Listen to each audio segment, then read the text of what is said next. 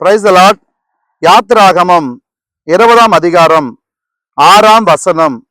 என்னிடத்தில் அன்பு கூர்ந்து என் கற்பனைகளை கை கொள்ளுகிறவர்களுக்கோ 1000 தலைமுறை மட்டும் இரக்கம் செய்கிறவராயிருக்கிறேன். 1000 தலைமுறைக்கு இரக்கங்க. இந்த நாளில் கர்த்தர் இந்த நல்ல வார்த்தையோடு கூட உங்களோடு என்னோடு அவர் இடைப்படுகிறார்.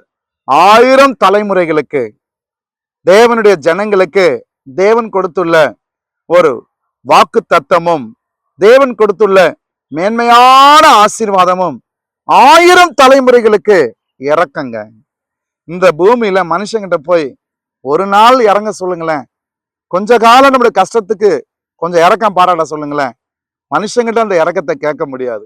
ஆனால் நம்மை அழைத்தவர், நம்மை உண்டாக்கினவர், அவர் நம்ம கொடுத்துள்ள நிபந்தனையினுடைய ஆசீர்வாதம் வேதம் சொல்லியிருக்கிறது. என்னிடத்தில் அன்பு கூர்ந்து தேவன் நம்மிடத்தில் எதிர்பார்க்கிறது என்ன தெரியுங்களா?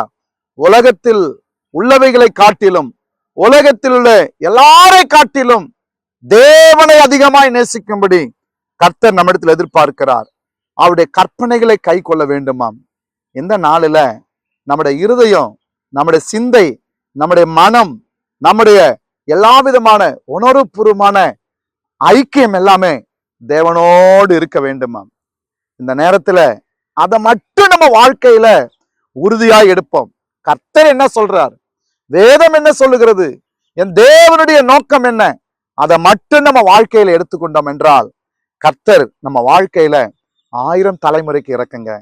ஆண்டோட சமூகத்துல இன்றைக்கு நீங்க ஜெபிக்கும் போது, ஆண்டவரே, உலகத்தில் இருக்கிற எல்லாரை காட்டிலும் உம்மை அதிகமாய் நேசிக்கணும், உங்க கற்பனைகளை என் வாழ்க்கையில உறுதியாய் கை கொள்ள எனக்கு கிருபை தாங்கப்பான்னு கேட்டீங்கன்னா தேவ இறக்கம் ஒவ்வொரு நாளும் உங்களை பற்றி கொண்டு வரும்.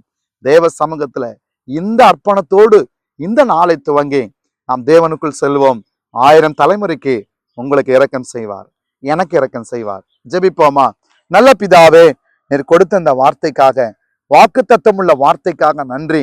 உம்மை எல்லாவற்றை காட்டிலும் அதிகமாய் நேசித்து உம்முடைய வழிகளை, உம்முடைய நோக்கத்தை, உம்முடைய திட்டத்தை கடைபிடித்து உம்முடைய தெய்வீக பிரசன்னத்துக்குள்ள ஒவ்வொரு நாளும் எங்களை நிலைப்படுத்திக் கொள்ள உதவி செய்யுங்கப்பா. ஆளுகை செய்யும், ஆசீர்வதியும். இயேசுவின் நாமத்தில் பிதாவே, ஆமென். God bless you.